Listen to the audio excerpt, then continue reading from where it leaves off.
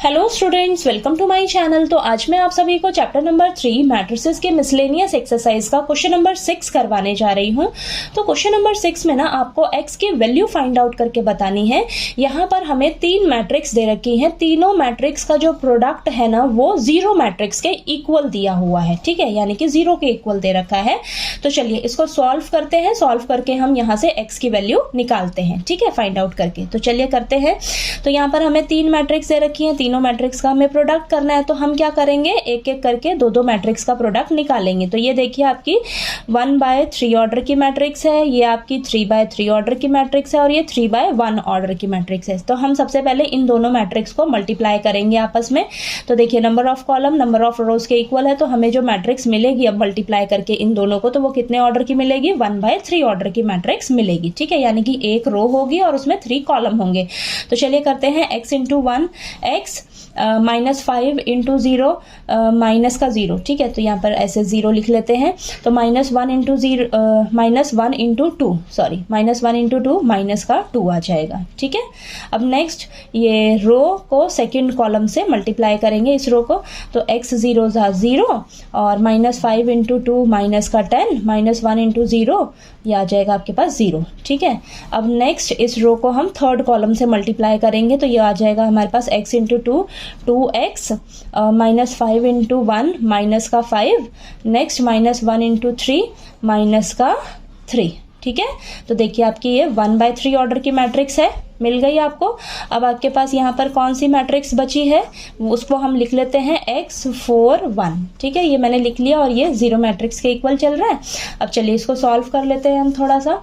तो यहाँ पर आ जाएगा आपके पास x -2 माइनस का 10 और ये 2x -5 -3 माइनस प्लस माइनस का साइन रहेगा, माइनस का 8 आ जाएगा, ठीक है। ये आपकी 1/3 ऑर्डर की मैट्रिक्स है और हमें अब इसको किससे मल्टीप्लाई करना है, इस मैट्रिक्स से मल्टीप्लाई करना है, ठीक है।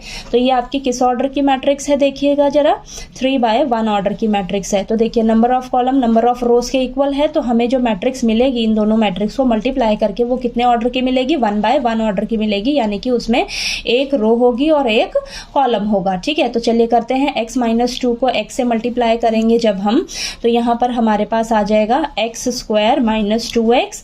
नेक्स्ट -10 को -4 से मल्टीप्लाई करेंगे तो -40। अब नेक्स्ट इसको हम 1 से मल्टीप्लाई करेंगे तो हमें यही मिलेगा, तो प्लस का 2x -8, ठीक है। यह हो जाएगा हमारा 0 के इक्वल। ओके, चलिए इसको सॉल्व कर लेते हैं। तो ये आ जाएगा आपके पास x² माइनस का 2x प्लस का 2x, ये तो कैंसिल हो जाएगा, और माइनस का 40 माइनस का 8, तो माइनस माइनस प्लस बड़े वाले का साइन रहेगा माइनस का, तो माइनस का 48 आ जाएगा इज इक्वल टू 0। हमें x का वैल्यू चाहिए ना, तो x² ऐसे ही रखिए, माइनस का 48 इधर जाकर प्लस का 48 हो जाएगा, ठीक है। अब यहाँ पर देखिए स्क्वायर जो है इस साइड जाकर क्या हो जाएगा, प्लस माइनस √48, ठीक है, प्लस माइनस √48 आ जाएगा आपके पास, ठीक है। अब आप इस 48 के ना फैक्टर्स भी निकाल कर आगे भी इसको थोड़ा सा और लिख सकते हो अच्छे से।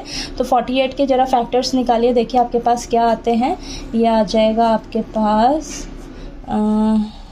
देखिए अब पेयरिंग किसकी बन रही है, यहाँ पर 2 की 2 टाइम्स बन रही है ना, तो इसको हम एक बार लिखेंगे और इसको भी एक बार लिखेंगे, और ये हो जाएगा हमारे पास 2 2 4, यानी कि आपके पास क्या आएगा x की वैल्यू, और ये जो 3 है सिंगल है ना, तो ये रूट में रहेगा आपका, ठीक है।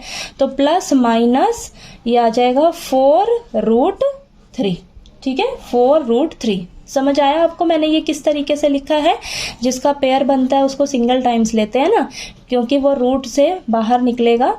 तो देखिए ये आ जाएगा आपके पास 2 यहाँ पर 2 यहाँ पर, तो 2 2 4 बाहर आ गया, ये तो सिंगल है ना, एक ही बार है 3, तो ये तो रूट में ही रहेगा। तो 4√3 प्लस माइनस 4√3 आपकी x की वैल्यू निकल कर आ गई, ठीक है। तो चलिए आपको देखिए ये क्वेश्चन नंबर 6 जो है वो अच्छे से क्लियर हो गया होगा। कोई डाउट आए आपको तो प्लीज़ आप पूछिएगा, और अगर आपको मेरा पढ़ाया हुआ अच्छा लगे तो प्लीज़ वीडियो को लाइक कीजिए, शेयर कीजिए और ज़्यादा से ज़्यादा सब्सक्राइब कीजिएगा मेरे चैनल को। Thank you so much.